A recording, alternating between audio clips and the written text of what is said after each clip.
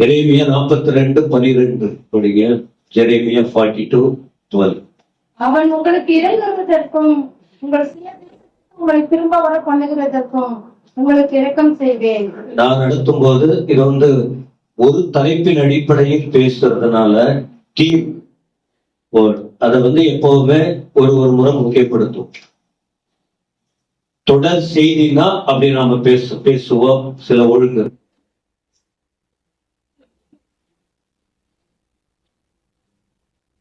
Grace டெலிவிஷன்ல கூட தொடர்ச்சியா முன்னெல்லாம் ஒரு வசனமா பேசுவேன்.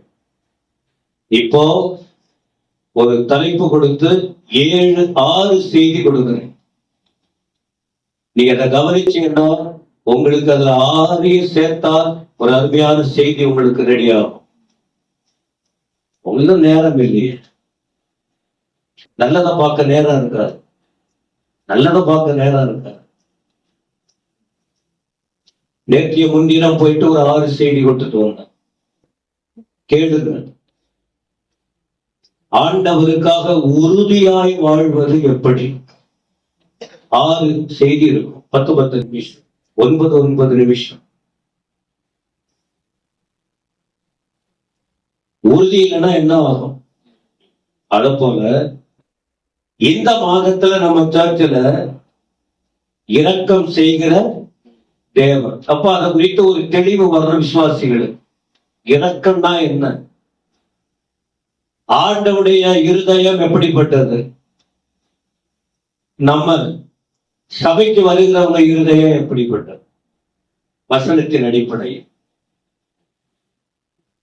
அதனால் எனக்கு வாய்ப்பு இருக்கும் போது நான் அதை உங்களுக்கு சொல்லிக்கிட்டு இருக்கிறேன். இப்ப 42:12 எத்தனை பேர் உன்னை விரோதித்தாலும் நீ ஏன் பயந்துகிட்டு இருக்கிற? நான் தான் உன்னை தண்டிச்சேன். இந்த நிலைமைக்கு நீ பயந்து ஒடுங்கி உடைஞ்சி நொறுங்கி போனதுக்கு காரணமே யார் பண்ண வேலை? ரெஸ்பான்ஸ் சொல்லுங்க, பண்ணுங்க. யார் செய்த வேலை? யாரு? ஆண்டவர்.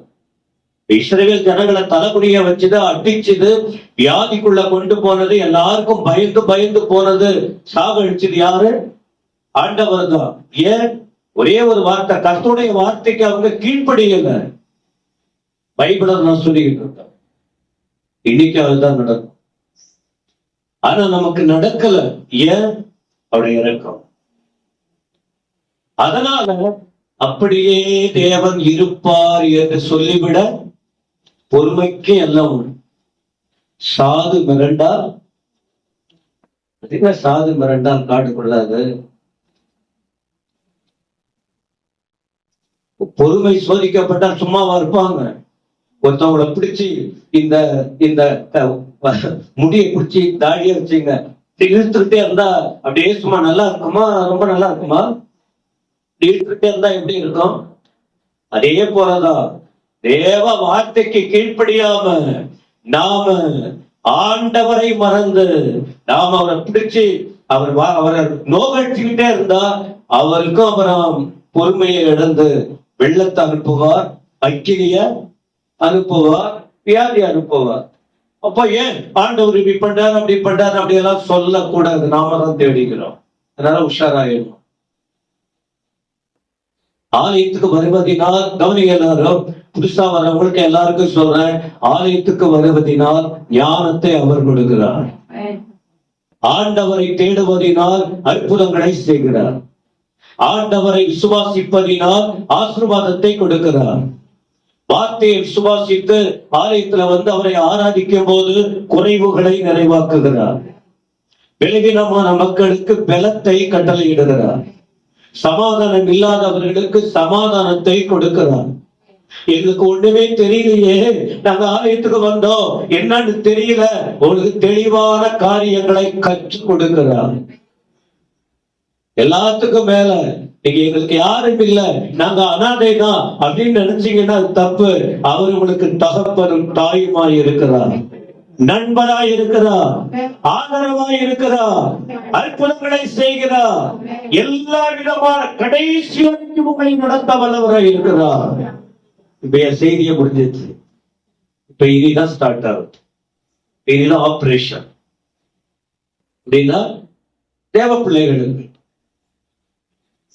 மத்தேயு 5ஆம் அதிகாரம் 7ஆம் வசனம். Matthew 5:7. தேடுறீங்க? இரக்கம் உள்ளவர்கள் பாக்கியவான்கள், அவங்க மட்டும்தான் இரக்கம் பெறுவார்கள். இரக்கம் உள்ளவர்கள் பாக்கியவான்கள், அவர்கள் தான். அதான் அப்ப நம்ம கூட அவ்வளவுதான். நீ மதிச்சுன்னா நான் உன்னை மதிக்க போறேன், நீ கொடுத்தினா நான் ரெண்டு. இதான் நம்முடைய லாஜிக். இதான் மனுஷனுடைய வளர்ச்சி, மனுஷனுடைய புத்தி, மனுஷனுடைய காரியம். அது ஆண்டவர் அதுதான். நான் இரக்கம் உள்ளவர், அதை போல ஏன் பிள்ளைங்க இரக்கம் உள்ளவர்களாய். இது நமக்கு வேணும். தேவனை அறியாத ஜனங்களுக்கும் இது இருக்கு. ஆனா சபையில இருக்கிற ஜனங்களுக்கு இதை விட இன்னும் அதிகமாய் காணப்பட வேண்டும். அதிகமா. நான் ஒரே வசனத்திலே இருக்க முடியாது. இன்னைக்கு ஒரு சம்பவத்தை உங்களுக்கு விளக்கி சொல்ல விரும்புகிறேன். ஏற்கனவே சொல்லி இருப்பேன். இப்ப இரக்கம் அப்படின்னா என்னன்னு தெரிஞ்சுக்கணுங்க. எது இரக்கம், எது இரக்கம் இல்ல. போன வாரத்துல பாஸ்டர் சொன்னார்ல, எது உண்மையான மனம் திரும்புதல், எது உண்மையான மனம் திரும்புதல் இல்ல. தெரிஞ்சுக்கிட்டா அப்படியேதான் போவாங்க. யூதாஸ் போல. ஏன்னா யூதாஸ் மனம் திரும்புதல் விஷயம் பேசப்பட்டது. பேதுரு போல நிறைய பேருடைய வாழ்க்கையை வச்சு சொன்னார். இப்ப அதே போல எது இரக்கம், எது இரக்கம் இல்ல, பைபிள் இருக்கா? அதை புரிஞ்சு வாழ்றதுக்கு. அப்ப இந்த சொல்லப்படுகிற வார்த்தையை புரிந்து நாம வாழ்ந்தா என்ன விஷயம் நான் சொல்றேன். கொஞ்ச காலம் இந்த பூமியில எப்படியோ இருக்கிறோம். முடிவு என்ன தெரியுமா? எந்த தெய்வத்தை நம்புறோம், எந்த ஆராதனைக்கு வருகிறோம், எந்த வசனத்தை படிக்கிறோம், எதற்காக ஞானஸ்நானம் எடுத்து அவருடைய பிள்ளையா மாறி இருக்கிறோம். கேட்ட சொல்ல தெரியாது உங்களுக்கு நிறைய பேருக்கு. ஏதோ கோயிலுக்கு போறோம், வசனம் கொடுக்குறாங்க, ஒரு காஃபி கூட கொடுக்க மாட்டேன்றாங்கன்னு யாரும் கேட்கறது இல்லை. ஆனா உபவாச ஜபத்துல கேட்பாங்க, இவங்க என் கையில் அப்படியே கொடுத்தது போல. எதற்காக நாம இயேசுவை ஏற்றுக்கொள்றோம்னு சொன்னா கவனித்து கொள்ளுங்க. வீடு கட்டுறதுக்கு இல்ல, கல்யாணம் பண்றதுக்கு இல்ல, பிள்ளைய கொஞ்சம் டீசெண்டா பேசுவோம், பெற்றெடுப்பதற்காக அல்ல, நிலத்தை வாங்குவதற்காக அல்ல, கோடிகளை லட்சங்களை ஆயிரங்களை சம்பாதிப்பதற்காக அல்ல. எல்லாம் அஞ்ஞானிகள். ஏன்னா நீங்க எல்லாம் விஞ்ஞானிகள். அதனால ரொம்ப கண்டுபிடிப்பெல்லாம் இருக்கும். யார் யார் பாக்குறாங்க, என்ன அப்படி பேசுறாரு நினைப்பாங்க, சிரிப்பாங்க. அப்படி பேசுறாரு, அப்படியேதான் போட போறாங்க. சிங்கப்பூர்ல கூட பார்ப்பாங்க, சிரிப்பாங்க. இதை பார்த்து இருக்கட்டும். மலேசியா, அமெரிக்காவில் நண்பர்கள் இருக்காங்க, நான் போகல. இலங்கையில இருக்காங்க, ஆந்திராவில் இருக்காங்க, கர்நாடகாவில் இருக்காங்க, தமிழ்நாட்டுல இருக்காங்க. ஓகே, எல்லாரும் நல்லா இருக்கணும்னு தான் நம்ம பேசிக்கிட்டு இருக்கோம். அப்போ ஒரு சம்பவம், இத ஒரு வசனமா பார்க்கலாம். லூக்கா எழுதின சுவிசேஷம் 10ஆம் அதிகாரம் 25 முதல் 37 வரைக்கும். Luke chapter 10 from 25 to 37. இத கொஞ்சம் கொஞ்சமா உங்களுக்கு விளக்கம் கொடுக்க போறேன். உங்களுக்கு எல்லாம் தெரியும்னு நான் நினைச்சுக்கிறேன். ஒரு அல்வாவும் தெரியல. ஏன்னா இதுக்கு முன்னா மண்ணாங்கட்டி ஒரு அல்வாவும் ஒன்னும் தெரியறதில்லை. ஆனா சிலருக்கு பைபிள் படிக்கிறாங்க, எல்லாம் உலக ஞானம் இருக்கு, உன்னதரின் ஞானம் இல்லை. உலக ஞானத்தை வச்சு வண்டிய ஓட்ட முடியாது கிறிஸ்தவ வாழ்க்கைய. உன்னதமான தேவனுடைய ஞானத்தால் தான் இந்த உலகத்தில் நாம் தடுமாறாமல் அவருக்கு மகிமையாய் தலை நிமிர்ந்து வாழ முடியும். அதுக்காக தெய்வம் நம்ம கொண்டு வருகிறார். அதற்காக தான் குடும்பமா ஆலயத்துல வந்து கர்த்தரை மதித்து அவரை கனம் பண்ணுங்க என்று உற்சாகப்படுத்தி கொண்டிருக்கிறோம். வாரம் முழுவதும் கூட ஊழியத்தை வைத்திருக்கிறோம். அப்ப இந்த பகுதியில என்ன இருக்கு அப்படின்னா 25ஆம் வசனத்தை சத்தம் இன்னைக்கு வசனம் படிச்சு, ஏன்னா நான் நிறைய விளக்கம் கொடுக்க போறது இல்லை, ஒரே ஒரு வசனத்தை வச்சு தேவ கிருபையினால வேறு இணை வசனங்களை கொடுத்து நான் செய்தியை முடிக்க முடியும். ஆனா ஒரு சம்பவத்தை புரிஞ்சுக்கிட்டா, அப்ப இந்த வசனம் என்னையும் உங்களையும் நாம ஒரு நாள் வரும்போது கேட்கும் தானே, இரக்கமுள்ளவனா இருந்தியா, இரக்கம் உள்ளவளா இருந்தியா, மற்றவங்க வயிற்றுல மட்டும் அடிச்சிய, பொய் சொல்லிய, வாங்குறிய, எல்லாம் பண்றிய, என்னைக்காவது ஒரு இரக்க குணம் செய்திக்குள்ள வார்த்தை வரும் இருக்குதா? அப்ப என்னத்துக்கு நீ என்கிட்ட வர முடியும்? அப்படியெல்லாம் ஆண்டவர் சொல்லுவா. வயசான அம்மா, ஐயா, எல்லா சின்ன பிள்ளைங்க எல்லாரும் புரிந்து கொண்டு ஒரு முறை தேவன் பேசிட்டார், அதை உணர்ந்து வலதுபுறம் இடதுபுறம் சாயாம தெளிவோடு வாழ தேவன் கிருபை கொடுப்பாராக. 25ஆம் வசனம், லூக்கா 10:25. அப்பொழுது நியாயசாஸ்திரி ஒருவன் எழுந்திருந்து அவரை சோதிக்கும்படி, போதகரே, நித்திய ஜீவனை சுதந்திரித்துக் கொள்ளும்படிக்கு நான் என்ன செய்ய வேண்டும் என்று கேட்டான். ஒரு மனுஷன் ஆண்டவர்கிட்ட வருக ஒரு நியாய சாஸ்திரி இயேசுவிடம் வந்தான். நியாய சாஸ்திரி இயேசுகிட்ட வந்தான். நியாய சாஸ்திரினா என்ன புரியுது உங்களுக்கு? என்ன? சட்ட அறிஞர், லா தெரிஞ்சவர், நியாயம், லாயர், அது போல சட்ட அறிஞர். ஆனா இவர் ஆண்டவர்கிட்ட ஒரு கோரிக்கையை வைக்கிறார். என்ன கோரிக்கை? முதல்ல வந்தார், வசனம் சொல்லுது, முன்னாடியே அவரை சோதிக்கும்படி. அதன் பிறகு ஒரு வார்த்தை சொல்றார், ஆண்டவரையே சோதிக்கும்படி வந்து ஒரு நல்ல வார்த்தையை கேட்கிறார். என்ன? நித்திய ஜீவனை சுதந்திரித்துக் கொள்ள நான் என்ன செய்ய? எத்தனை பேருக்கு புரியுது? பரலோகத்துக்கு போகணும்னா என்ன செய்ய? அதான் அழியாத வாழ்க்கை. அழியாத வாழ்க்கை 2 இருக்கு, நீங்க புரிஞ்சுக்கணும். அழியாத வாழ்க்கை 2 இருக்கு. ஒண்ணு பரலோகம், இன்னொன்னு சத்தமா சொல்லுங்க, நரகம். இது 2மே நித்தியம்தான். மற்றதெல்லாம் அனித்தியம், அழிஞ்சு போக முடியாது. அழியாத 2 காரியம் கடைசியில இருக்க போகுது. ஒண்ணு பரலோகம், இன்னொன்னு நரகம். 2 இடத்துக்கும் ஆட்கள் போக முடியும். ஒரே வரிதான். வேத வாக்கியத்தின்படி உலகத்தை வெறுத்து மற்றவர்களை போல வாழாம தன் வாழ்க்கையை காத்துக்கொண்டு வசனத்தின்படி அவர் சொன்னபடி வாழுறவங்க நித்திய மோட்சம், நித்திய ஜீவன், பரலோக வாழ்வு, அங்க போக முடியும். அவ்வளவுதான். இதுல வேற அவ்வளவுதான். அதான் நம்ம சொல்லி கொடுத்துருக்கோம். அப்ப நித்திய நரகம்னு ஒரு இடம் இருக்கு பாருங்க. இதுக்கு நோ ப்ராப்ளம், வாயை கட்ட வேண்டிய அவசியம் இல்லை. சக்கரை உருன்னு மேல ஏறும்ல, எதை வேணாலும் சாப்பிடலாம், எல்லாத்தையும் சாப்பிட, எல்லாத்தையும் அனுபவிக்கலாம், கட்டுப்பாடே கிடையாது. எங்க போறதுக்கு? நித்திய நரகம். அப்ப நாம எந்த எல்லையில இருக்கோங்கிறத என் அருமையான தாய் குலங்கள், தந்தை குலங்கள் நீங்க புரிஞ்சுக்கணும். இல்ல கொஞ்சம் சிரிப்பா தெரியும், சிந்திக்கணும். அதுக்கு சொல்ற, நாளைக்கு என்ன நடக்கும் நமக்கு? ஏன்னா நானும் 38 வருஷத்துக்கு மேல இந்த இடத்துல இத போல ஆட்டுடைய வார்த்தையை சொல்லிக்கிட்டு இருக்கிறேன். இதற்கு மேல என்னால ப்ளீஸ் பண்ணி தடவி கொடுத்து என்னால போக முடியாது.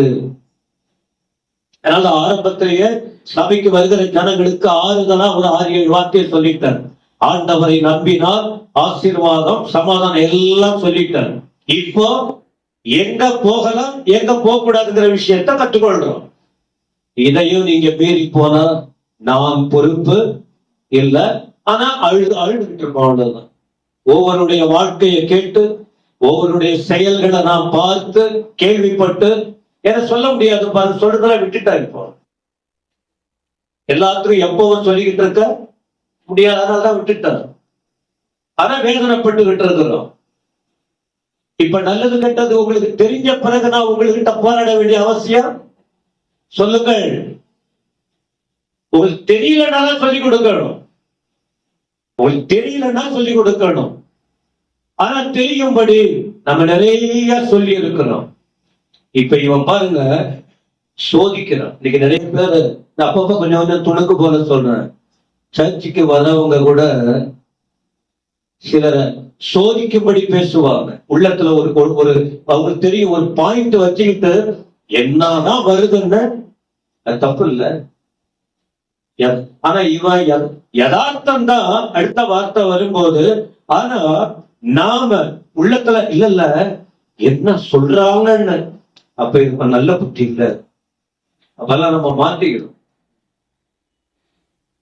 எனக்கு தெரியும் என்னதான் சொல்றாங்கன்னு பார்க்கலாம்.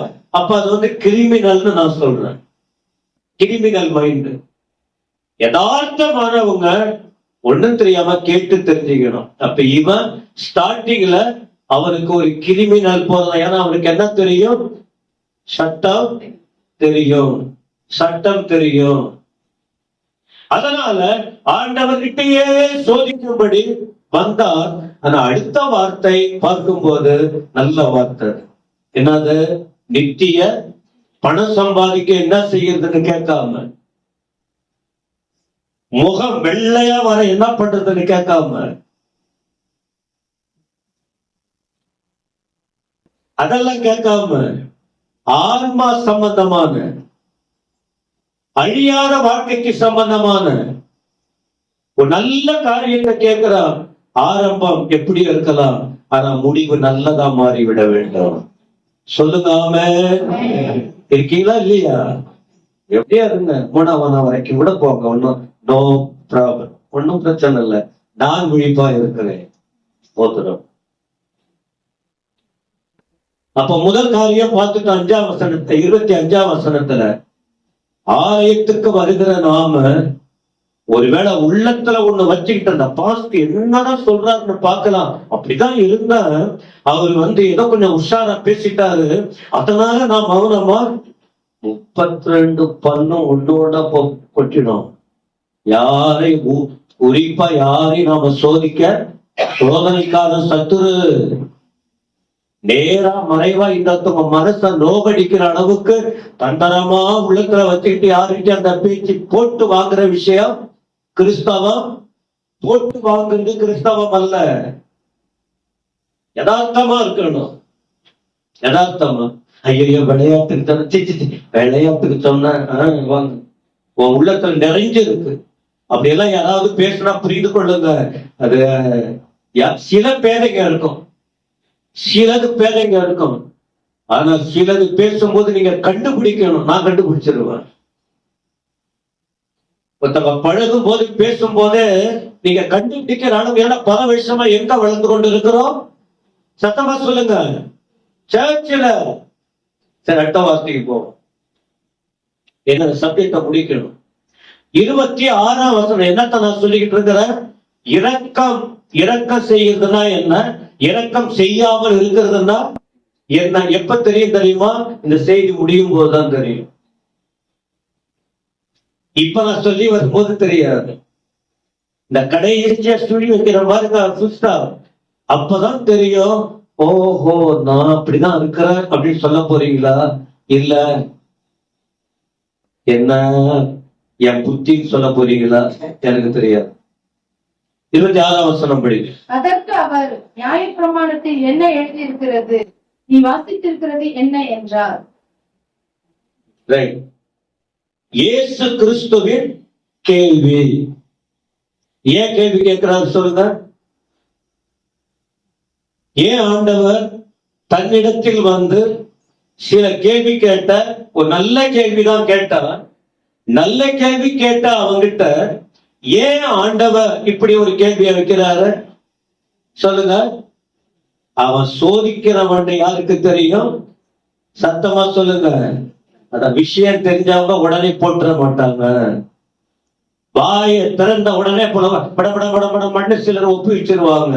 ஞானமாய் நாம பேச, ஹலோ ஒருத்தவங்க என்ன பேசுறாங்க அந்த விஷயத்தை வாங்கிக்கிட்டு நாம என்ன செய்யணும் தெரியுமா?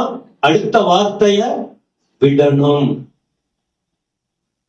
அவங்க சொல்றது ஒரு வார்த்தை, ஆனா நாம சொல்றது எத்தனை வார்த்தை? அதான் மாட்டிக்கிறது. தன் வாயால எது கெடுன்னு சொல்றாங்க, அதை வேற மாதிரி சொல்றது இல்ல. நுணலும் தன் வாயால், ஒரு தவளைக்கு நுணலா? தவளை தன் வாயால். அதனால யாராவது உங்களை சோதிக்கும்படி வந்தால், உங்களை சும்மாவே ஆமா உன் புருஷன் அப்படி அல்லது உன் பிள்ளை ஏதாவது சொன்னா, சிலர் உஷாராதான் இருக்காங்க, நிறைய இருக்கும், ஆனா உஷாராதான் இருக்கணும்.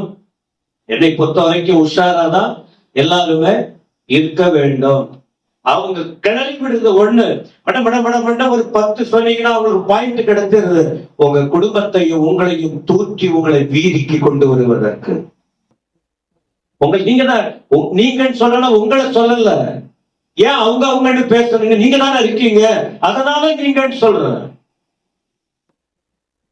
யாராவது நம்ம கிட்ட பேசினால், இப்போ உங்க வீட்டுல என்ன குழம்பு வச்சிருக்கீங்க அப்படின்னு கேக்குறாங்க, இருக்கிறத சொல்லலாம், தப்பு இல்ல.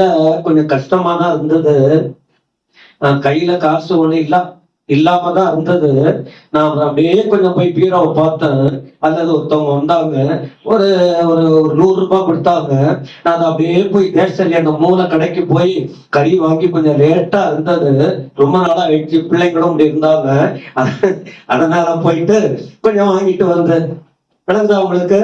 இதான் கேட்ட கேள்விக்கு சரியா பதில் சொல்லாதது. அத கேட்டாங்க அவங்கள, எப்படி குழம்பு வச்சீங்க, கறி எப்படி வந்தது, மசாலா எப்படி போட்டீங்க, இத கேட்டாங்க அவங்கள. என்னன்னு கேட்டா இந்த குழம்பு, அவ்வளவுதான், முடிஞ்சு போச்சா? அம்மா நிறைய பிரச்சனைகள். அம்மா சிரிக்கிறாங்க. அம்மான்னு எந்த அம்மான்னு சொல்லலாம், மாட்டிக்க கூடாது. என்ன எனக்கும் பாடம், எனக்கும் லெசன், இது எனக்கும் லெசன். ஏன்னா நமக்கும் பாடம். ஒருவர் கேட்டால் அப்படியே ராகத் தலைவனுக்கு ஒப்புவிக்கப்பட்ட தாவீதின் சங்கீதத்தை போல எல்லாத்தையும் அவர்களிடத்தில் ஒப்புவிக்க கூடாது. அதுதான் அப்படி டோட்டலா ஒப்புவித்தால் எனக்குள்ளே இருப்பது ஞான குறைவு. அப்ப இந்த ஞான குறைவு விலகி ஞானமா இருந்தால் நானும் இன்னொருத்தவங்க தலைமை குடிய வேண்டிய அவசியம் இல்ல, மற்றவர்களும் என்னை தலைகுடியா வைக்கிற சூழ்நிலை வராது. எத்தனை பேருக்கு விளங்குது? சத்தமா சொல்லுங்க. உங்க காலேஜ்ல, உங்க ஸ்கூல்ல, உங்க புக்குல எல்லாத்தையும் எல்லாம் கத்துக் கொடுக்குறாங்களா? என் வேதம் தான் கற்றுக் கொடுக்கிறது. அப்ப ஆண்டவர் என்ன செய்யறாரு? ஒரு காரியம், அவன் சோதிக்கிறவன் ஆண்டவருக்கு தெரியும். 2வது, ஒரு நித்திய ஜீவனை குறித்து நீ கேள்வி கேட்கிறன்னா உனக்கு வேதத்தை குறித்த அறிவு இருக்குதா அப்படின்னு ஆண்டவர் என்ன பண்றாரு? அதான் கேள்வி கேட்கறதுக்கு முன்னாடி திருப்பி உங்களை கேள்வி கேட்டா நீங்க பதில் சொல்லணுமே. வாயில வந்தபடியெல்லாம் சொல்லாம. ஆண்டவர் என்ன சொல்றாரு? இவன் நித்திய ஜீவன், ஒரு மனுஷனுடைய கடைசி வாழ்க்கை, அந்த வாழ்க்கைக்கு போது இவன் கேள்வி கேட்கிறான்னு சொன்னால், அப்ப ஆண்டவர் அவனை கேட்கிறார். அந்த வார்த்தை 26ல, அதற்கு நீ நியாயப்பிரமாணத்துல என்ன எழுதி இருக்குன்னு நீ வாசித்து இருக்கிறது. ஆண்டவர் என்ன கேட்கிறாரு? பிரமாணம் உங்ககிட்ட இருக்கு, ஆனா நீ பைபிள் படிச்சிருக்கியா? அதுல என்ன எழுதி இருக்கு? 2வது குறிப்பு புரிஞ்சுக்கணும். கோயிலுக்கு வர்றவங்க ஆண்டவர் வசனத்தை சொல்லி கொடுக்கிறார். அப்ப நமக்கு வேதத்தை குறித்த ஒரு அறிவு, ஒரு தெளிவு நம்ம எல்லாருக்கும் என்ன வேணும் சொல்லுங்க. சின்ன பிள்ளைகளுக்கு போய் பாடம் கற்றுக் கொடுக்க வேண்டுமானால் அதற்குரிய ட்ரைனிங் இருக்கு. ஸ்கூலுக்கு போயிட்டு பிள்ளைகளுக்கு டீச் பண்ணணும்னா அதற்குன்னு ஒரு மெத்தடு, ஒரு முறை இருக்கு. எதையோ வாயில வந்தபடியெல்லாம் சொல்லிவிட முடியாது. அதுக்குதான் ஒவ்வொன்றுக்கும் ஒரு ஒழுங்கு முறை. சண்டே ஸ்கூல்னா அதுக்குன்னு ஒரு ஒழுங்கு இருக்கு. ஜபக்குழு நடத்துறதுன்னா அதற்குள்ள சில காரியங்கள்லாம் இருக்கு. அப்ப அதை போல ஆண்டவர் கேட்கிறார். சரி, இப்ப முக்கியமானதை கேட்கிறியப்பா, உனக்கு உனக்கிட்ட பிரமாணம் இருக்க, அதை நீ கை கொள்றியா? அதை என்ன? அததான் இப்ப ஆண்டவர்கிட்ட நம்ம கிட்ட கேட்கிறது. எல்லாத்தையும் பைபிள் இருக்குல்ல, பைபிள் அதனாலதான் சரி வேணும், டைம் இல்ல, அதனாலதான் பைபிளே நான் கையில எடுக்கிறது இல்ல. சர்ச்சுக்கு வரும்போதும் பைபிள் எடுத்துட்டு வர்றது இல்ல, எங்க போனாலும் பைபிள் இல்ல. மொபைல், நேற்று ஒரு மொபைல்ல ஒண்ணு போட்ட ஒரு ஏதோ ஒரு அந்த ஆன்லைன் தான் ஒரு வசனம் படிக்கிறதுக்கு சொன்ன போட்டு பாக்குற, எல்லாமே தேவையில்லாத வார்த்தைங்க வந்து சாட்சியா இருந்தாங்க, உட்கார்ந்து இருந்தாங்க. எனக்கு அது தெரியல. அப்புறம் ஏதோ ஒரு வழியா வந்தது. போன டச் பண்ணாலே சம்பந்தம் இல்லாத வார்த்தைகளும், சம்பந்தம் இல்லாத படங்களும், சம்பந்தம் இல்லாத நிகழ்ச்சிகளும் உடனே கண்ணு முன்னால சத்தமா சொல்லுங்க. அதை ஜெயிக்கிறவங்க தள்ள பார்ப்பாங்க, அதுல என்ஜாய் பண்ண விரும்பாவங்க உள்ள நுழைவாங்க. ஆனா பைபிள் அப்படி இல்லை. அப்படின்னா பைபிள் அதுக்காக சொல்றேன். இந்த போன் சபைக்கு வருகிறவர்களுக்கு ஊழியக்காரங்க போதிக்கிறதுக்கு முன்னாடியே ஓரளவுக்கு வேதத்தையாவது நீங்கள் அறிந்திருக்க வேண்டும். சொல்லும் போது உங்களுக்கு அந்த தெளிவு வேணும். அப்பதான் வழி தவறாமல் இருக்க முடியும். ரெண்டு விஷயம் புரிஞ்சுதா? ஒரு சட்ட அறிஞர் ஆண்டவர்கிட்ட வருகிறார். அவன் வந்த உடனே ஒரு கேள்வி கேட்கிறான். பரலோகம் போன நித்திய ஜீவனை சுதந்திரிக்க நாம் என்ன செய்ய வேண்டும்? அப்ப ஆண்டவர் ஞானம் உள்ளவரா, ஞானம் இல்லாதவரா? கேட்கிற கேள்விக்கு உடனே பதில் சொல்லணும். ஆனா சொல்லலையே, அவரு சொல்லல. ஏன்னா அவன் நித்திய ஜீவனுக்கு ஏற்றபடி தகுதி, சத்தமா சொல்லுங்க, கேட்ட கேள்விக்கு அவன் தகுதி இல்ல. மூளை வேலை செய்து, வாய் வேலை செய்து வந்திருக்கா, கேட்கிறான். ஆனா அதற்கேற்றபடி வாழ்க்கை அவங்கிட்ட. அதனாலதான் ஆண்டவர் இப்படி ஒரு பதில் சொல்றார். ஆனா நாங்க என்னெல்லாம் கேட்டா என்னால அப்படி சொல்ல முடியாது, அட்லீஸ்ட் கொஞ்சம் சொல்லுவார். அவர் சர்வ ஞானம் உள்ளவர். இந்த விஷயம் புரியுதா, புரியலையா? இது வரைக்கும் சொல்லிக்கிட்டு இருக்கவே கொஞ்சம் கத்துக்கிறதுக்கு வாய்ப்பு இல்லையா? நம்முடைய வாழ்க்கை எப்படி இருக்கணும் புரிஞ்சுக்க வாய்ப்பு இருக்கா, இல்லைங்களா? சொல்லுங்க. ஆமென். 27 படி. அவன் பிரதியுத்தரமாக, உன் தேவனாகிய கர்த்தரிடத்தில் உன் முழு இருதயத்தோடும், உன் முழு ஆத்மாவோடும், உன் முழு பலத்தோடும், உன் முழு சிந்தையோடும் அன்பு கூர்ந்து, உன்னிடத்தில் அன்பு கூறுவது போல பிறரிடத்திலும் அன்பு கூறுவாயாக என்று எழுதியிருக்கிறது என்றார். அப்ப இவனுக்கு விஷயம் தெரியுது. நித்திய ஜீவனுக்குள்ளே போகணும்னா என்ன செய்யணுங்கிற விஷயம் இவனுக்கு தெரியுது. அப்ப இவன் கேள்வி ஆண்டவர் கேட்டா பைபிள் படிச்சிருக்கான். அப்ப ஆண்டவர்கிட்ட வருகிற பிள்ளைகள் அவருடைய வார்த்தையை படிக்கணும், அவர் வார்த்தைய தெரிந்திருக்கணும், அவர் வார்த்தையின்படி நடக்க முயற்சிக்கணும். ஆனால் இவன் பிரமாணம் அவருக்கு தெரிஞ்சது ரெண்டே காரியம்தான். இந்த முழு இன்னொன்னு இதை சொல்லும் போதே சொல்ற, நான் ஆண்டுடைய பிள்ளைகள், தீமையை நான் சொல்லல, நம்ம ஆண்டவருக்காக எதை செய்தாலும் முழுமையாய் செய்யணும். யார் பாக்குறாங்க? எதை செஞ்சாலும் பைபிள்ல நிறைய ஆதாரம். எதை செய்தாலும் இந்த ஆராதனையை நான் நடத்துறது முழுமையா செய்கிறேன். அதற்கேற்ற ஆயத்தம், அதுக்காக வயிறை காய வைக்கிறோம். தூக்கத்தை வெறுக்கிறோம். நிறைய கஷ்டம் இருக்கு. ஏன் தெரியுமா? என் தேவன் நமக்காக முழுமையா நம்ம ஒப்பு கொடுத்தா, அவருக்காக பட்டும் படாம இல்ல, எதை செய்தாலும் அவர் நாம மகிமைக்காக முழுமையாய் செய்ய வேண்டும். எதை செஞ்சால் பிரதிபலன் எதிர்பார்க்க கூடாது. சில நேரத்தில் சொல்லுவாங்க, தெரியல அவங்களுக்கு, நான் எதிர்பார்த்து செய்யவே. எதிர்பார்த்து செய்தால் நமக்கு ஒண்ணும் கிடைக்காது. என ஆண்டவர் நமக்கு பாராட்டின இரக்கம் நாவினால் வர்ணிக்க முடியாது, சொல்லி முடியாது.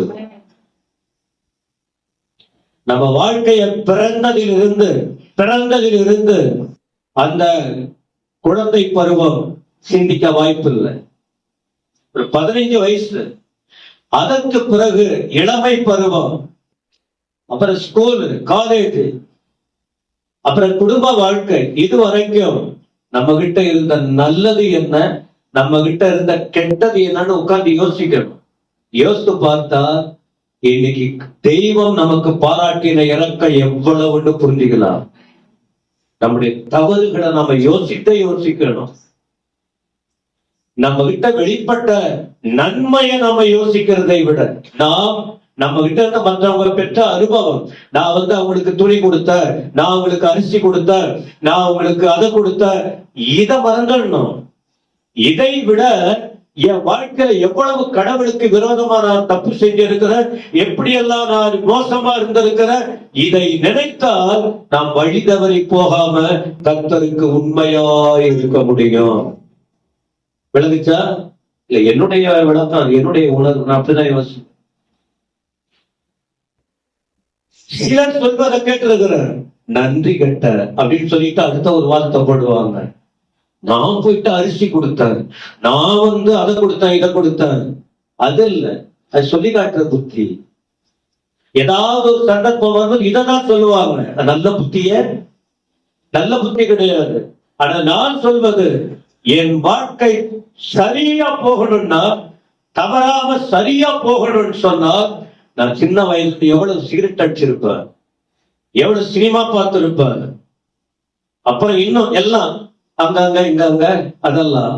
இதை யோசித்தால் என் வாழ்க்கை நித்திய ஜீவனுக்கு நேராய் தெளிவாய் போக வாய்ப்பு அவ்வளவு போய் சொல்லியிருக்கோம். அப்ப அதை யோசிங்க. அதை யோசித்து, இப்படிப்பட்டவரையும் நீங்க நேசித்தீங்களா ஆண்டவரே என்று. அப்ப என்ன சொல்றாருன்னா, 2 காரியம்தான். தெய்வத்தின் மேல அன்பா இருக்கணும், மனுஷன் மேல அன்பா இருக்கணும். உங்களுக்கு யாரும் விரோதியில் இருக்க கூடாது. தெய்வத்திலே கோயில்ல கர்த்தரை ஆராதிக்கிறவங்க, அவங்க எந்த நபர்களையும் விரோதமா பேச்சு தவறுது. ஏன்னா மனுஷன் ஏதோ ஒரு பேச்சு, அதை கூட என்ன செய்யணும், வளர வளர மாத்திக்கணும். ஏன் அந்த சகோதரனை பத்தி நான் தப்பா பேசணும்? அன்னைக்கு ஏதோ பண்ணிட்டான் தப்பு. ஏன் அந்த பெண்ணை பத்தி நம்ம தப்பா பேசணும்? ஏதோ புத்தி இல்லாத பேசிச்சு. கடைசி வரைக்கும் அதையே பண்ணிக்கிட்டு இருந்தா அப்ப நம்ம வளர்ச்சி என்ன வளர்ச்சி? ஏன்னா ஆண்டவர் சொல்றாரு, நீ தேவனிடத்துல அன்பு, மனுஷங்கிட்டையும் அன்பு. அப்ப அன்புன்னா, கொலைக்காரனை கூட நம்ம என்ன செய்வோம், தாங்கள் கொலைக்காரனை கூட மன்னிக்கணும். கடைசி ஒரு வசனத்தை அதை சொல்லி முடிப்போம். எப்படிப்பட்டவங்களையும், நான் கடந்த நாட்களில் சொன்னேன், துரோகம் பண்ணின யூதாச கூட ஆண்டவர் அவன் மேல என்ன பண்ணாரு, அன்பு கூர்ந்தார். துரோகம் பண்ணின யூதாஸ் எப்படி அன்பு கூர்ந்தார்? கிட்ட முத்தம் கொடுத்த உடனே அவன் முத்தம் விட்டு சொல்லும் போது, என் சிநேகிதனே என்றார். தெய்வ அன்பு அங்க. ஆனா நீங்கன்னா ஒட்டவே மாட்டீங்க. ஏன்னா அவ்வளவு நீதிமான் நீங்க. நான் ரொம்ப பெரிய நீதிமான். அவங்க அங்க நின்னா நம்ம அங்க நிக்க மாட்டோம். ரொம்ப இதெல்லாம் மாத்திக்கணும்ப்பா. பரலோகத்துக்கு போன டோட்டலா சேஞ்ச் பண்ணிக்கணும், எல்லாம் மாத்திக்கணும். இது ஒரே நாள்ல முடியாது. ஒவ்வொரு முறையும் நாம நீங்களும் முயற்சி பண்ணணும். சபையில நம்ம ஆண்டவர் சொல்லிதான் கொடுப்பார். இதை கேட்டுட்டு அடுத்து அந்த சோதனை கட்டங்கள் வரும்போது, இப்பதான் வசனம் கேட்டுட்டு வந்தோம், அந்த பெண்ணை பார்த்துட்டு நான் அப்படி முகத்தை திருப்பிக்கிட்டு போறேன், அந்த ஆளை பார்த்து அப்படியே கீழே குனிஞ்சுக்கிற தப்பு தானே அது. கர்த்தர் இருதயத்தை பார்க்கிறாரு. என்ன நீங்க பார்த்திருக்கீங்களா? கனம் பண்ணுவதில் ஒருவருக்கொருவர் சிலர் அவங்களே கையெடுக்கணும்னு காத்துக்கிட்டு இருப்பாங்க. நான் அப்படி இல்ல. அவங்க முகத்துல பவுடர் பூசுற போல கிட்ட போய் 2 கையும் எடுத்து விஷ் பண்ணுவேன். இதான் வளர்ச்சி. இப்படி பழகணும். நீங்க எப்படியாவது போயிட்டு உங்களுக்குன்னு ஒரு புத்தி இருக்கும். என்ன புத்தி தெரியுமா? ஜென்ம சுபாவம். கிறிஸ்தவம் என்பது ஜென்ம சுபாவத்தை விட்டு ஆவிக்குரிய சுபாவத்துக்கு வர வேண்டும். சத்தமா ஆமென் சொல்லுங்க. பழைய காரியத்தை ரெண்டு ரெண்டு என்னது என்ன எனக்கு தெரியல, ஆனா ரெண்டு அடக்கி வச்சுக்கோமா. ஒண்ணு யானை, இன்னொன்னு நல்ல பாம்பு. அடக்கி வச்சிருக்குமா. என்ன செய்ய தெரியுமா? யானை பாகனையே கொண்டு யானை பாகன் என்னையா நீ அடிச்ச மேல உட்கார்ந்துகிட்டு தும்பிக்கையாலே அடிச்சு கொண்டுடுமா. நான் சின்ன வயசுல படிச்சது. அதே போல பாம்பு இருக்கு பாருங்க, விஷத்தை உள்ளத்துல வச்சிருக்கோம். நாள் வரும்போது என்ன செஞ்சிருந்தோம்? என்ன செய்தது? கொத்தி கொண்டுடுது. அதே போல கிறிஸ்தவர்களுக்குள்ள கசப்பான பிச்சுதான், கசப்புனாலே பிச்சுதான். அது இருதயத்தில் கசப்பான வேர் இருக்கவே, அப்படி இருந்ததுன்னா நான் நித்திய ஜீவனுக்குள் பிரவேசிக்க. அதனாலதான் ஆண்டவர் சொல்லுகிறார். இல்லை, நிறைய பேருக்கு விளங்குது, மாற்றிக்கணும் அவ்வளவு. ஏன்னா பேசுவது கர்த்தருடைய ஆவியானவர் எனக்கு தெரியும். தனியா உட்கார்ந்து என்ன பண்றது கேட்டீங்கன்னா மணிக்கணக்கா நான் பேசுவேன். ஆனா என்கிட்ட யாரும் வரமாட்டாங்க. ஒரு ஆள் கூட உட்கார்ந்து பைபிள் சந்தேகம் பண்ணி என்கிட்ட யாரும் வருவது இல்லை. நல்லா வசனத்துக்கு மட்டும் நேரம் ஒதுக்கி நான் பேசுவேன். அப்ப இந்த வார்த்தை உங்களுக்கு புரியுது. அன்பு முக்கியம். ஏன் தெரியுமா? மத்தேயு 22:40 படிச்சு பாருங்க. மேத்யூ 22:40. இந்த 10 கற்பனைகளும் ஆண்டவர் சொன்னார். எக்ஸோடஸ் 20ல, யாத்ராகமம் 20ல 10 விதமான கற்பனைகள். இதை நீங்க கை கொண்டு நடக்கணும் அப்படின்னு அங்க சொன்னா, இத 10 2 வார்த்தையில் அடங்குது. அப்ப தேவனிடத்துல அன்பு கூறாம நீ மனுஷனை விரோதம் பண்ணிக்கிட்டு, நீ மனுஷனிடத்துல அன்பு கூறாமல் போனால் கர்த்தரின் பிரமாணத்தை விட்டு விலகுகிற நபர் நீ. ஆமா, இந்த வார்த்தை எழுதி வைத்துக் கொள்ளுங்கள். நாளைக்கு ஒருவேளை என் ஜீவன் போனால், இந்த வசனத்தின்படி நான் நடக்காவிட்டால் நான் நித்திய ஜீவனுக்குள் பிரவேசிக்க. சத்தமா சொல்லுங்க. இன்னும் நிறைய சொல்லணும். பெற்றோர் பிள்ளைங்க, கணவன் மனைவி, அது அப்படி சொல்ல முடியும். ஏன்னா நம்ம மனிதனோடு பழகுகிறோம். அதையே உள்ளத்துல வைத்துக் கொண்டு இருக்க முடியாது. ஆண்டவரை சொல்லிட்டார். முழு பிரமாணமும் இந்த 2 அடங்கி இருக்கு. ஒண்ணு தேவனிடத்தில் அன்பு, இன்னொன்னு மனிதனிடத்தில் அன்பு. ஓகே, 4வது விஷயம். அப்ப அதுல ஒரு வார்த்தை சொன்னார் 28ல.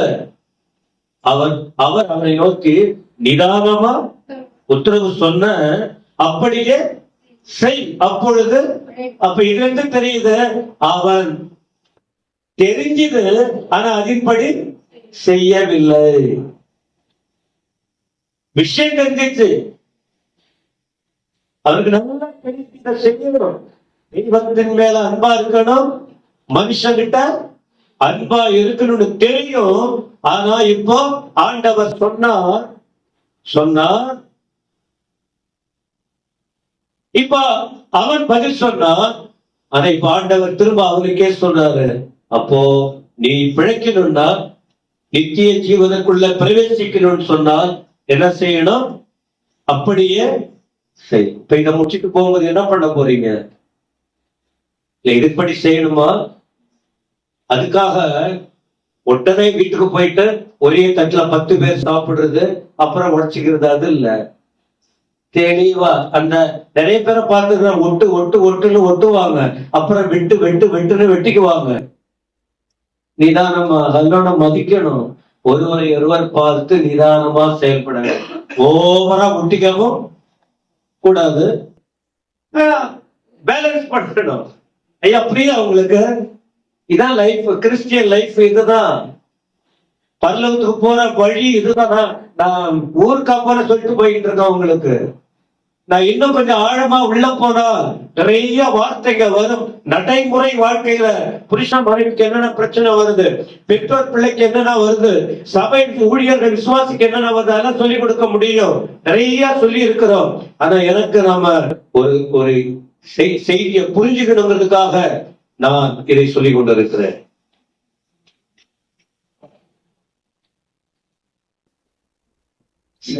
இவன் இதன்படி நடக்கவில்லை என்பதற்கு ஒரு காரணம் சொல்லட்டுமா? இவன் இதன்படி விஷயம் தெரிஞ்சது, ஆண்டவர்கிட்ட வந்தான், நித்திய ஜீவனை குறித்து தெரியுது அவனுக்கு. நித்திய ஜீவன் எல்லாம் வேற ஒரு இடத்துக்கு போயிடணும், அது அவனுக்கு தெரியுது. ஆனா தெரிந்த பிறகு இவன் சோதிக்க வந்தவர் கேட்ட வார்த்தை நல்லது, ஆனா சோதனைக்காரனாய் வந்ததினால அதன்படி அவன் நடக்காததுனால அவனுடைய எண்ணம் என்ன அப்படின்னு சொன்னா, இவன் அவங்களுக்கு உலக மேன்மையை விரும்பினான். எதை விரும்புறான்? மற்றவங்க புகழணும், எல்லாரும் தனக்கு கீழே தான் இருக்கணும். அப்படிப்பட்ட புத்தி உள்ளவன் உலக மேன்மைய விரும்பினான். என்ன உலக மேன்மையை விரும்பினான்? 30:29 படி, 29வது வசனம், லூக்கா 10:29. அவன் தன்னை நீதிமான் என்று காண்பிக்க மனதாய் இயேசுவை நோக்கி, எனக்கு பிறன் யார் என்று கேட்டான். பாக்குறீங்களா பைபிள்ல? அப்படின்னா என்ன, அதுக்குள்ள என்ன அடங்கி இருக்க? தெலுங்கு தான் படிங்களா? தெலுங்கு தான் பேசுங்களா? உங்ககிட்ட பின்னால இருக்காங்க சொப்போ சொல்லுங்க.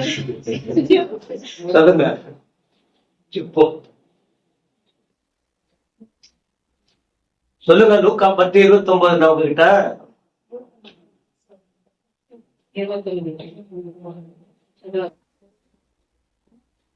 சரி, படிக்க வேணாம்.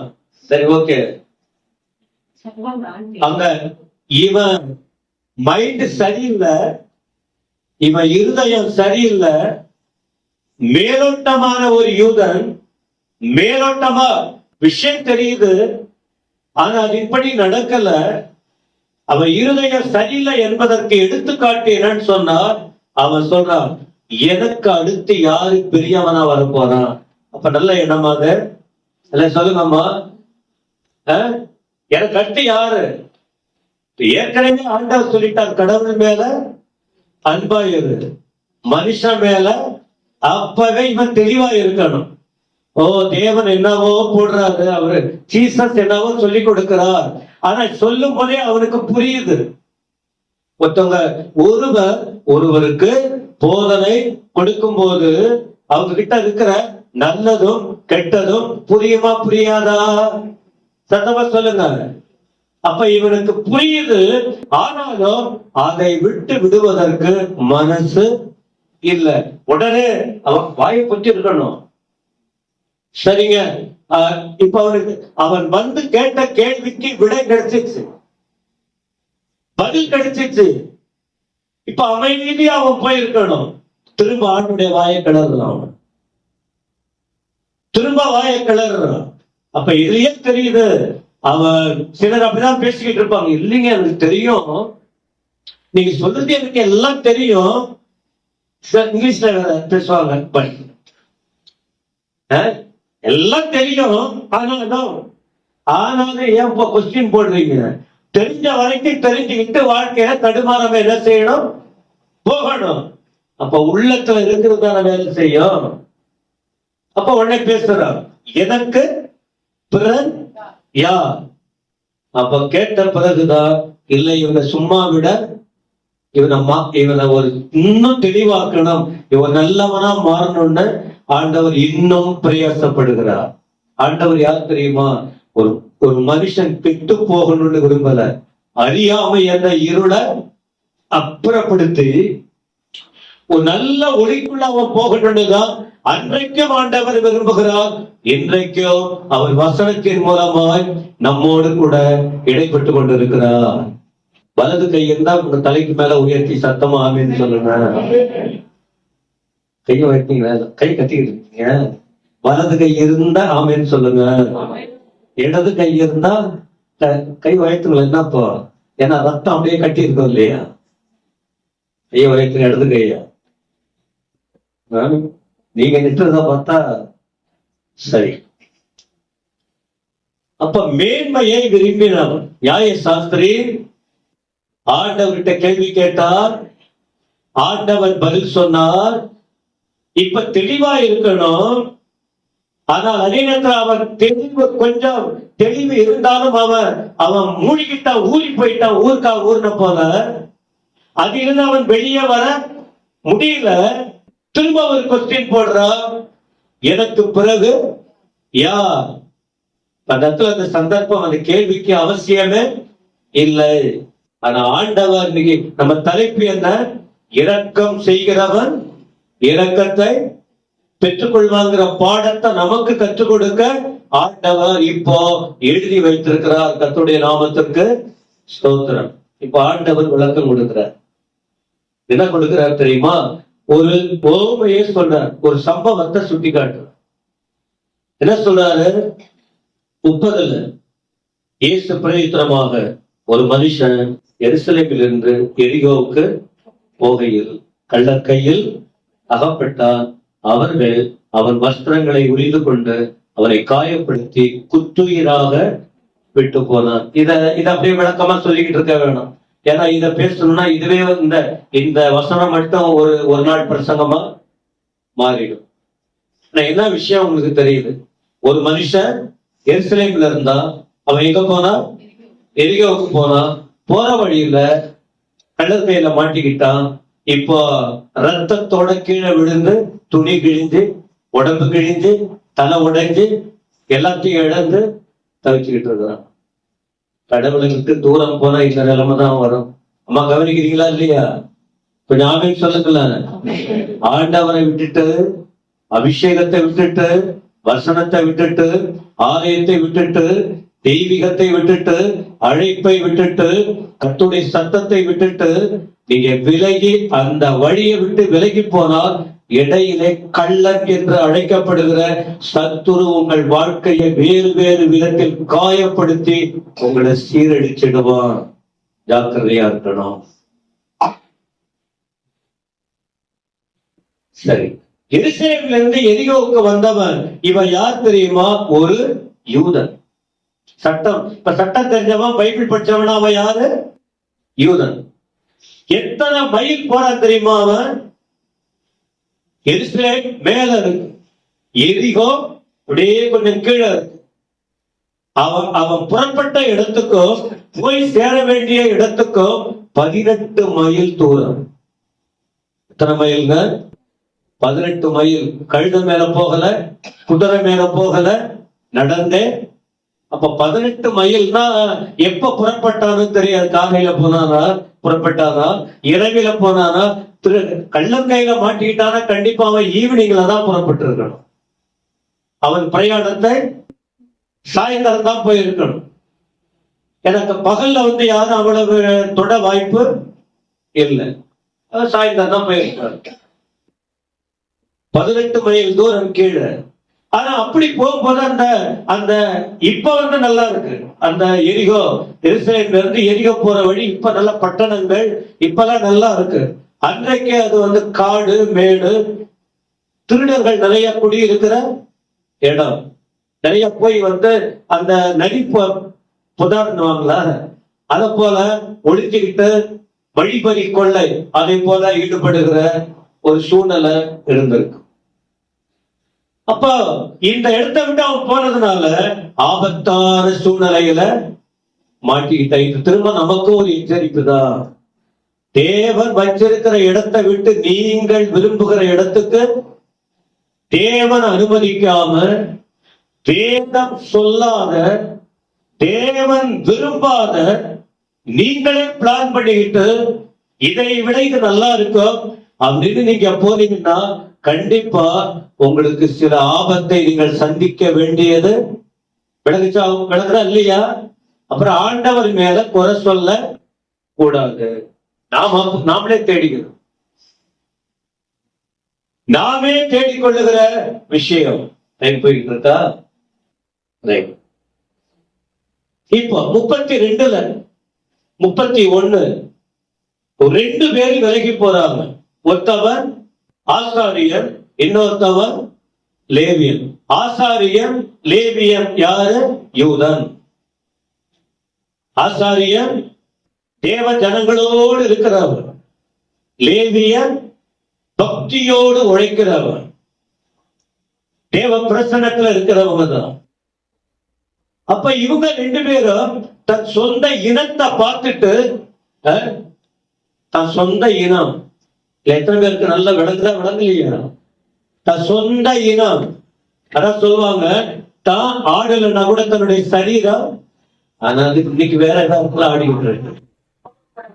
தான் ஆடலைன்னா கூட தான் சரீரம், என் அண்ணனா, என் தம்பியா, என் ஜனமா, என் சபையா அப்படின்னு வரும்போது என்ன செய்யணும் கொஞ்சம். ஆனா இங்க ரெண்டு பேருக்கு ஆடல. யூதனுக்கு உதவி செய்யல, யூதனுக்கு என்ன செய்யல, இரக்கம் செய்யல. விழுந்து கிடக்கிறான், துணி கிழிஞ்சு கிடக்கு, பசியோட இருக்கிறான், சாப்பாடு இல்ல, ரத்தம் வடிஞ்சிருக்கு, அனாதையா கிடக்கிறான். தன்னுடைய கூட இருக்கிறவங்க தன் ரத்தம் துடிக்கணும் இல்லையா? ரெண்டு பேரும் போயிருக்கணும், போயிட்டு அவனை தூக்கி உதவி செய்திருக்கணும். ஆனால் அவர்கள் இரக்கம் இல்லை. பைபிள் என்ன பார்க்கிறோம்? இரக்கம் செய்கிறவன் இரக்கம் பெறுவார். புரியுதா உங்களுக்கு? எது இரக்கம் எது இரக்கம் இல்லைன்னு?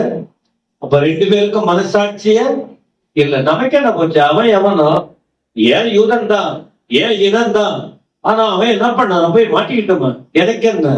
இரக்கம் இல்லாத நிலை. பசினா பசிக்கு என்ன? பசித்த வயிறுக்கு சாப்பாடு கொடுக்கணும். துணி இல்லைன்னு சொன்னா அவங்களுக்கு துணி கொடுக்கணும். உடம்பு காயம் அடைந்தால் அதற்கு ஏதாவது முயற்சி செய்யணும். ஆனா இந்த ரெண்டு பேரும் அதை செய்யல, இரக்கம் இல்லை. ஆண்டவர் அந்த அவன் இருதயத்தை பார்த்துதான் இப்ப இந்த விளக்கத்தை அவருக்கு நேரா கொடுக்கிறார். சரி, போயிட்டாங்க அவங்க. திரும்ப இன்னொருத்தவன் சமாரியன் ஒருவர் பிரயாணமாய் வருகிறான். சமாரியன் என்ன செஞ்சா? அவனை கண்டு மனதுருகி கிட்ட வந்து காயங்களில் எண்ணெயும் திராட்சரசமும் வார்த்து காயங்களை கட்டி அவரை தன் சுய வாகனத்தின் மேல் ஏற்றி சத்திரத்துக்கு கொண்டு போய் அவனை பராமரித்தார். மறுநாள் நாம் புறப்படும் போது ரெண்டு படத்தை, இதுல நிறைய விஷயம் இருக்கு. இந்த பகுதியே நான் 1 வீக் ஒரு 4 வாரம் பேசுவேன். இந்த 10ஆம் அதிகாரம் இப்ப நான் பேசிக்கிட்டு இருக்கேன்னா 4 வாரம் இந்த செய்தியை ஆராய்ந்து தொகுத்து உங்களுக்கு கொடுக்க முடியும். அப்ப இந்த சமாரியன் செய்த காரியம் என்னங்கிறத 33, 34, 35 சொல்லி இருக்கு. அப்ப இவன் என்ன செஞ்சிருக்கிறான்? இவன் யாரு இல்ல, சமாரியன் யாரு இல்ல, வாய்தான் சொல்லுங்க. ஆசாரியனும் லேவியனும் யாரு? யூதன். கீழே விழுந்து கிடக்கிறவன் யாரு? சொந்தக்காரன். சொந்தக்காரனை பாரு, பந்தக்காரனை பாரு. இன்னும் சபைக்கு வந்து கூட மனமாறாத கேசுங்க. உன் அண்ணன், உன் தம்பி, உன் ரத்தம், உன் சொந்தங்கள் ரத்தம் துடிக்கிறதுல ஒரு ஆபத்துன்னா நீ கிறிஸ்தவனே கிடையாது. நீ கிறிஸ்தவனே கிடையாது. இந்த பைபிளை படிச்சு மனம் திரும்பு. நித்திய ஜீவனை பிரவேசிக்க சொல்லுங்க. நித்திய ஜீவனுக்குள் பிரவேசிக்க உன் சொந்த பந்தம் விழுந்து கிடக்கனா ஓடி போய் அவனுக்கு என்ன செய்யணும்? நீ போகலன்னா ஊரா வருவானா? நீ அப்ப கோயிலுக்கு வந்து என்ன பிரயோஜனம்? யோசிங்க, அப்புறமா யோசிங்க. இப்ப யோசனை வருதா தெரியல. சொந்த இனத்துக்கு உதவி செய்ய முடியாத 2 பேர் விலகனா. அதனால ஆண்டவர் இன்னொரு பாடம் கற்றுக் கொடுக்கிறாரு. இரக்கத்தை கத்துக்க. சமாரியன் யாரு தெரியுமா? யோவான் 4ஆம் அதிகாரத்தில் 9ஆம் வசனம் பாருங்க. நீ யூதனாய் இருக்க, நான் சமாரிய ஸ்திரீ, நீங்க உங்களுக்கும் எங்களுக்கும் சம்பந்தம் இல்லையே, என்கிட்ட நீ தாகத்துக்கு தாண்டி எப்படி கேட்கிற? அப்போ யூதனும் சமாரியனும் சம்பந்தம் கலக்க ஐக்கியம் சாப்பிட மாட்டாங்க, ஒரே இடத்துல இருக்க மாட்டாங்க. யூதன் உயர்ந்த ஜாதி போல, சமாரியன் கீழ் ஜாதி போல ஒரு சூழல் இருந்தது. ஆனா இந்த உயர்ந்த ஜாதி விழுந்து கிடக்கிறார். உயர்ந்த ஜாதி என்று சொன்ன 2 பேர் விலகி போறார். ஆனால் சமாரி என்று ஒதுக்கி விடப்பட்ட அந்த வழியில வந்த ஒருவன் தான் யூதன்னு பார்க்காம இன்னொருத்தவன்னு பார்க்காம கூட சொந்தல்ல பந்தல்ல, ஆனால் அவன் இரக்கத்தை காண்பிக்கிறார். மற்றவர் எதுக்கு ஆண்டவர் சொல்லிக் கொடுக்கிறாரு? இரக்கம் செய்யணும். கிறிஸ்தவங்க பல்ல கட்சிட்டு பிடிவாதமா இருக்க, என் உயிரே போனால் கூட அவன் இப்படி பேசிட்டான், இவன் இப்படி பண்ணிட்டான், அவங்க இப்படி பண்ணிட்டாங்க, என் நிழல் கூட அங்க பட. அப்புறம் உங்க நிழல் நான் சாகும் போது அடிபட்டு தான் சாகும். யாரும் உங்ககிட்ட வரல, பிடிச்சி கடல்ல தான் எடுத்து விடணும். இந்த வார்த்தைக்கு கர்த்தர் மன்னிக்கட்டும், வருத்தத்துல சொல்றேன். நாம என்ன சொல்றோம், நாம என்ன செய்யறோம், அதுதான் மற்றவங்க நமக்கு. நீ நல்லது செய்தால் மேன்மை, நீ உன் இஷ்டத்துக்கு பண்ணா கீழே போயிடும். நான் என்ன விதைக்கிறேன், எவ்வளவு அழகா இருக்கு வசனம். மனுஷன் எதை விதைக்கிறானோ அதுதான் அழுத்த போறான். 2 பேர் விலைக்கு போனான். அவனுக்கு ஆபத்து வந்தால் அதுதான் நடக்க போகுது. சமாரியன் கீழே இறங்கி வந்தான், ஆனா அவனுக்கு மேன்மை வரப்போகிறது. இப்போ ஒரு வார்த்தை கவனிங்க. சமாரியின் எதற்கு அடையாளம் தான்? நமக்கு அவர் பாராட்டின அன்பை பாருங்க. குடிகாரங்களா இருந்தோம், விபச்சாரக்காரன், வேசித்தனம், பல பல பாவ வழக்கம், என்னென்னவோ இன்னைக்கு எல்லாத்தையும் மன்னிச்சுட்டு எங்க உட்கார வச்சிருக்காரு? யோசிங்க. நம்முடைய பழைய வாழ்க்கை, பழைய பார்வை, பழைய திருவிளையாடல்கள், பழைய அனுபவங்கள், இதெல்லாம் ஆண்டவர் அந்த மனசுல வச்சிருந்தா இன்னைக்கு கோயில்ல நம்ம உட்கார்ந்து இப்படி தோத்திரம் போட்டுக்கிட்டு இருக்க முடியுமா? ஏசப்பாவுடைய அன்பின் இரக்கத்தை யோசித்து பாருங்க. அந்த இரக்கத்தை யோசித்து பாருங்க. இதை யோசித்தா இதுக்கு மேல நம்முடைய லைஃப்ல ஒரு டோட்டல் சேஞ்ச் நமக்கு வர வேண்டும். இப்படி அன்னைக்கு அந்த சமாரியன் அவனுக்கு உதவி செய்தான். ஆனா அந்த 2 பேர் இல்ல. என் ஆண்டவர் எனக்கு என்ன செய்தார், எனக்கு என்ன செஞ்சிருக்காரு? எங்கேயோ குடிச்சிட்டு கிடந்தேன், எங்கேயோ எப்படி பேர் கெட்டு கிடந்தேன், இத்தனை வயதுல நான் எப்படி எல்லாம். ஆனா அப்படி இருந்து என் ஆண்டவர் என்னை மன்னிச்சு இரக்கம் பாராட்டி அவருடைய பிள்ளைன்னு அழைச்சி கோயில்ல வச்சிருக்காரு. இதை சிந்திக்கிறீங்களா? சிந்திங்க. நான் தப்பு கொட்டுறேன், தப்பா எடுத்துக்காதீங்க. ஏன் சொல்றேன்னா அவனுக்கு ஃபீலிங் எனக்கு. நான் ஒரு துரோகி இல்லையா? தேவ அன்பை நாம் பெறுவதற்கு எனக்கு என்ன தகுதி இருக்கு? அதுதான் நான் சொன்ன, நம்ம வாழ்க்கையில இருந்த அந்த கெட்ட காரியத்தெல்லாம் ஒரு பக்கம் எழுதி வைங்க. ஒரு நாளும் பாருங்க. ஒரு நாள் அதை பார்த்து என் பேரை சொல்லி, இப்படிப்பட்ட ஆளுதான் இன்னைக்கு இயேசுக்காக நிக்கிறார். ஏசப்பா உமக்கு, அதுக்காக இந்த வார்த்தையை சொல்றேன், கேவலமா சொல்ல. இந்த மெசேஜ் கேட்கிறவங்கள தப்பா எடுத்துக்காதீங்க. இந்த வேதனையில சொல்லிக்கிட்டு இருக்கிறோம்.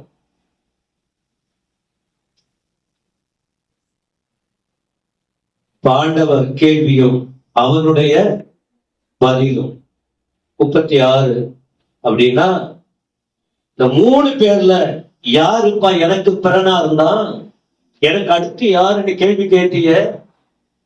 அன்பு செலுத்துன்னு சொல்லி கூட நீ புரியாம ஒரு கேள்வி என்ன கேட்டிய. எனக்கு பிறகு யாருன்னு கேட்டிய. அப்போ எனக்கு அடுத்து யாருன்னு சொன்னிய. யாரா இருக்க முடியும்?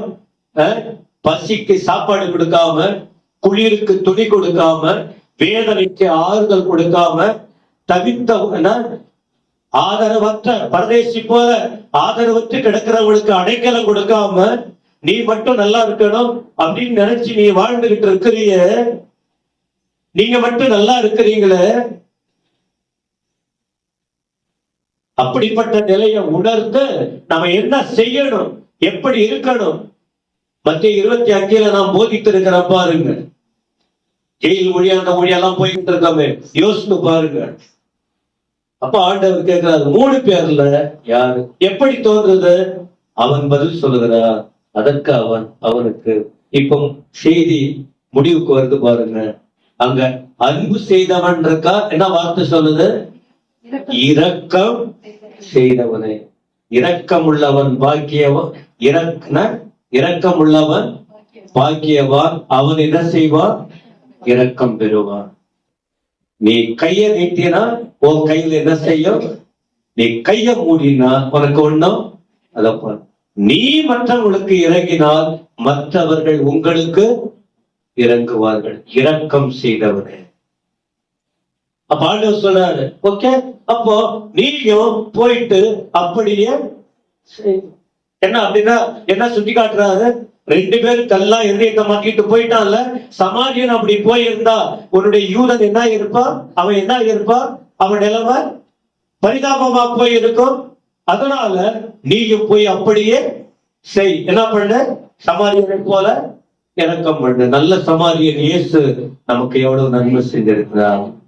அந்த தெய்வத்தை பின்பற்றின நாம எப்படி இருக்கணும்? ஏராளமான வார்த்தைகளை கொண்டு ஆண்டவர் நம்மோட பல முறை பேசி இருக்கிறார். நம்ம எப்படி இருக்கணும் என்பதை சிந்தித்துக் கொள்ளுங்கள். இப்ப நம்ம சொன்ன வார்த்தை நீங்க ஃபுல் தமிழ் தெரிஞ்சவங்களா இருந்தா இது புரிஞ்சுதான் புரியலையா உங்களுக்கு? இது புரியலன்னா என்னைக்குமே உங்களுக்கு என்ன செய்யாது? புரியவே. மற்ற கன்னடம், தெலுங்கு இவங்களுக்கு கொஞ்சம் கொஞ்சம் கொஞ்சம் அண்டர்ஸ்டாண்ட் பண்ணிக்கலாம். மற்ற தமிழ் ஜனங்க உங்களுக்கு புரியலன்னு சொல்ல வீட்டுல போயிட்டு நல்லா படிங்க. உங்க கண்ணுல கண்ணீர் வரணும், உங்க உள்ளம் உடையணும். எனக்கு நேற்றே ஆண்டவர் இந்த வார்த்தையை கொடுத்துட்டார். நேற்று பிரயாணமா போகும்போது கேஜிஎஃப் நாளைக்கு என்ன பண்ணணும் சோதனை போட்டுக்கிட்டு போகும்போது இந்த ஒரு வார்த்தை தான், இரக்கமுள்ளவன் பாக்கியவான், இரக்கம் பெறுவான். அப்ப இதுக்கு ஏற்ற செய்தி என்ன, எப்படி புரிய வைக்கிறதுங்கும் போது இந்த சம்பவத்தை ஆண்டவர் ஞாபகப்படுத்தினார். அததான் உங்களுக்கு நான் சொல்லியிருக்கேன். இதுக்கு மேல நாம கிறிஸ்தவங்க நம்ம ஒரு 3 வசனம் பாருங்களேன். எபேசியர் 4:32. எபேசியர் 4:32. நான் மன்னிக்க மாட்டேன், நான் மன்னிக்க. இவ்வளவு பேசின வரைக்கும், இவ்வளவு பண்ண வரைக்கும் அவரை அதனால்தான் சொல்ல ஏன்றான். நான் தப்பு பண்ணியிருக்கேன் 2 நாள் போடிங்க நான் சொல்லக்கூடாது. ஏன்னா ஆண்டவர் சொல்றாரு, கிறிஸ்து உன்னை மன்னிச்சிருக்காருல்ல.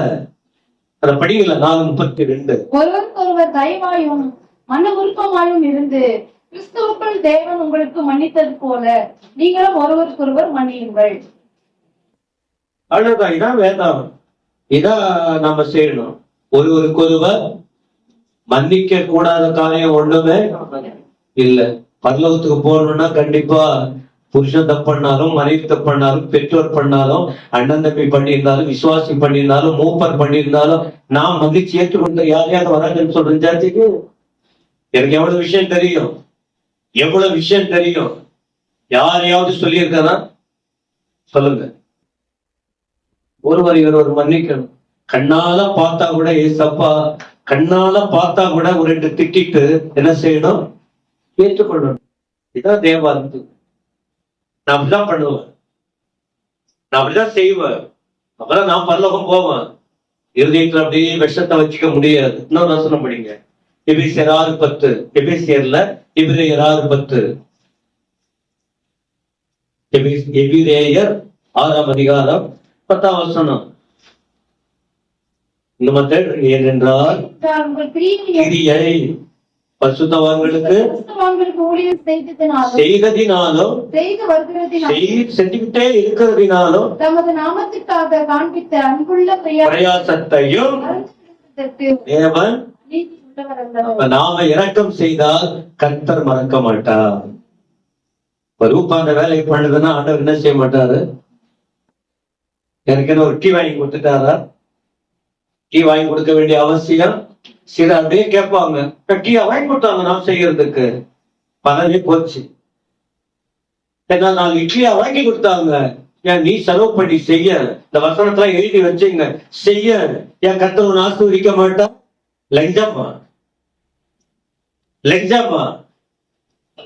அப்புறம் யாக்கோபு 3:7, ஜேம்ஸ் 3:7.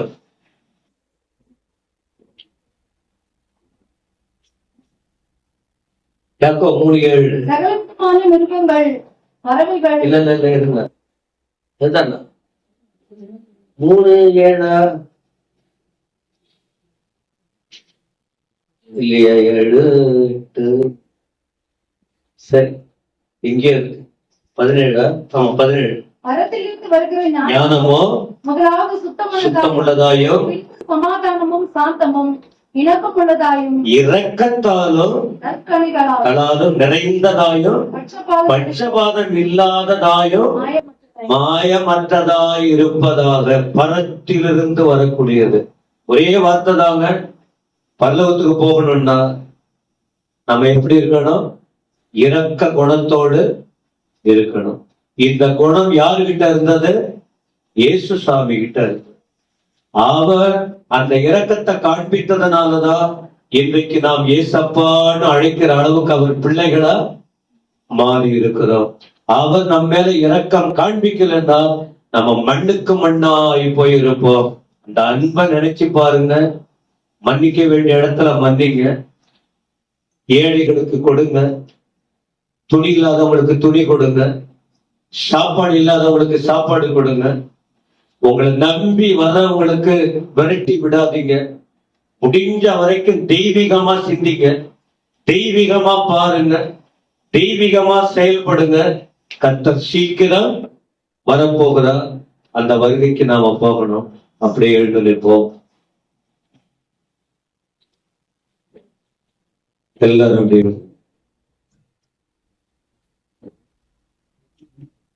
உம்மோடு இருப்பதுதான் உள்ளத்தின் வாஞ்சையா, உம் சித்தம் செய்வதுதான் இதயத்தின் ஏக்கமையா. உணர்ந்து ஒப்பு கொடுக்க வாய்ப்பு இருக்கு.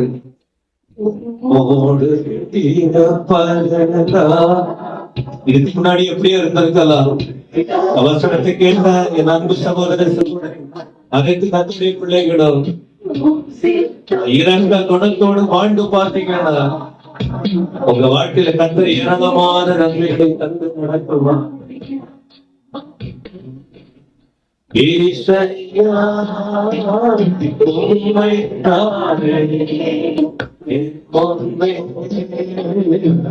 இருத்தி உள்ளே ஏசையா உம்மை தானே என் முன்னே இருத்தி உள்ளே இரக்கமும் ஒழுக்கமும் பீடிய சாந்தமும் கிருபையும் உள்ளவரே. இரக்கமும் ஒழுக்கமும் பீடிய சாந்தமும் கிருபையும் உள்ளவரே. எம் ஜீவனை ஆழிகளென்று எம் ஜீவனை ஆழிகளென்று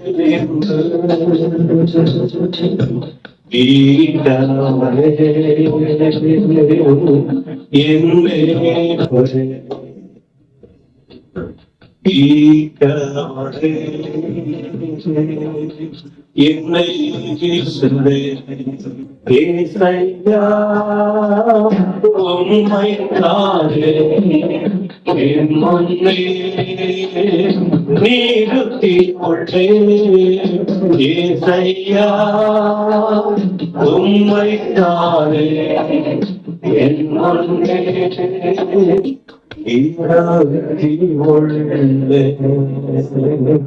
வாரம் ஊழியம் இருக்கு. அடுத்த ஞாயிற்றுக்கிழமை ஊழிய பொறுப்பு முடிச்சிட்டு பெங்களூர்ல ஒரு சர்ச் ஆனிவர்சரி ஆண்டு விழா ஊழியம் செய்ய போக வேண்டும். வாரம் முழுவதும் ஜெபித்துக் கொள்ளுங்கள். பரிசுத்த ஆவியானவர் அந்த இடத்தில் கிரியை செய்யட்டும். இன்றைக்கும் ஆண்டவர் கொடுத்த ஆராதனைக்காக 2 கரங்களை உயர்த்தி, தகுதி இல்லாத நாங்கள் உங்க இரக்கம் வெளிப்பட்டது, இன்னும் கொஞ்சம் கூடுதலா புரிஞ்சுக்கிட்டோம். இருக்கிறது ஒரே ஒரு வாழ்க்கை ஆண்டவரே, எங்க மனுஷிகத்துக்கு நாங்க இடம் கொடுக்காம நாங்க தெய்வீகமா வாழ்ந்து அந்த சமாரியனை போல நாங்கள் எங்கள் வாழ்க்கையை அமைத்துக் கொண்டு உங்க ராஜ்யத்தை கட்ட கிருபைதாரும் என்று ஸ்தோத்திரம் ஸ்தோத்திரம் ஸ்தோத்திரம். துதிகன மகிமை நீர் ஏற்றுக்கொள்றோம். எல்லாரையும் ஆசீர்வதிங்க ஆண்டவரே.